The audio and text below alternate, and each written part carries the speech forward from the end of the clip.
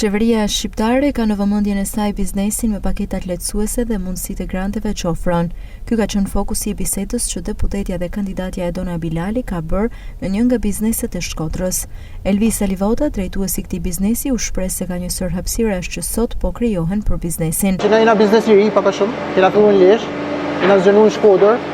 për një periudhë kohë 2-3 vjeçare kena arritur me pas 120 punëtorë.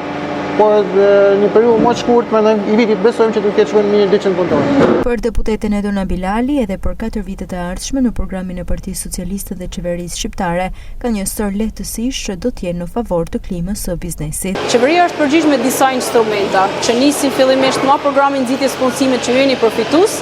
tek programi i vazhdueshëm i aftësimit profesional, pra dhe në momentin që punësohen të vazhdojnë të rrisin aftësitë e tyre teknike. Programi i garancisë sovrane, që jep mundësinë e aplikimit me kredi me norma shumë më preferenciale se sa që janë bankat e nivelit 2. Agjencinë Shqiptare të Zhvillimit të Investimeve, njohur ndryshe si AIDA me akronim,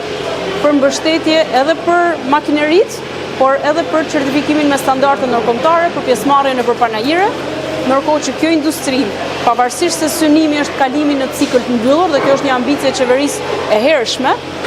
ndërkohë paralel me këtë, patjetër vazhdon edhe mbrojtja nga ana sociale. Indirekt, edhe për punonjësit është duke u menduar nga qeveria për programe që lidhen me lehtësitë që u sjellen rolit të gruas tashmë si nana, pra duke i lehtësuar me procesin e